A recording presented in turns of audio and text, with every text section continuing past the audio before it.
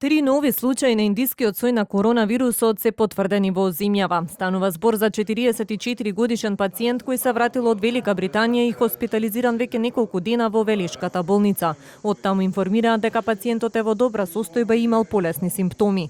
Другите двајца пациенти со оваа мутација се детектирани во лабораторијата во приватната клиника Жан Митрев. 48 годишен и 15 годишно дете, кои се роднински поврзани, но нема информации дали и тие допатувале во земјава. Иако вчера Комисијата за заштита од заразни болести одлучи да не се воведуваат рестрикции на границите, новиот мутиран индиски сој сепак ги држи на готовс. Неделава уште еднаш ќе се анализира состојбата.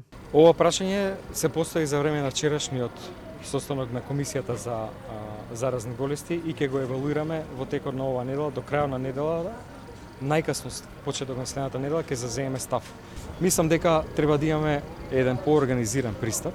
Јас ќе разговарам денески утре со колегите министри од земјите во регионот, Србија, Албанија, Косово, во рамките на онаа комуникација што отворивме во делот на Берлинскиот процес, за да видиме да завзееме заеднички ставови. Мислам дека е тоа многу важно. Епидемиолозите пак очекуваат дека индискиот сој ќе продолжи да се шири низ земјава, а четвртиот бран на ново заразени ќе се случи уште кон крајот на летото.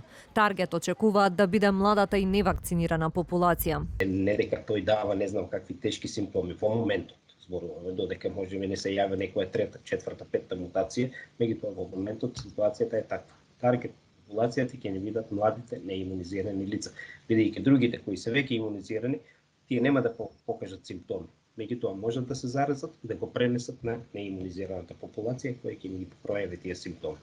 Очекувам дека ќе имаме барем за нијанса влошување на епидемиолошката ситуација. Така да, иако претпоставува дека ќе биде септември, изгледа дека ќе биде малку порано. Во кон крајот на август очекувам дека ќе имаме многу повеќе случаи на индискиот сој. На детското оделение во Гевгелија периодов има зголемен број на деца кои се јавуваат со висока температура и бронхопнеумонија, а чии ПСР тестови за корона се негативни.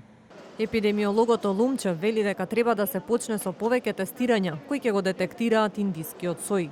Здравствените власти велат дека засега се уште не е утврдено дали оваа мутација предизвикува потешки симптоми, но потенцираат дека сите вакцини дефинитивно штитат од потешки форми на болеста и хоспитализација од индискиот делта сој на коронавирусот.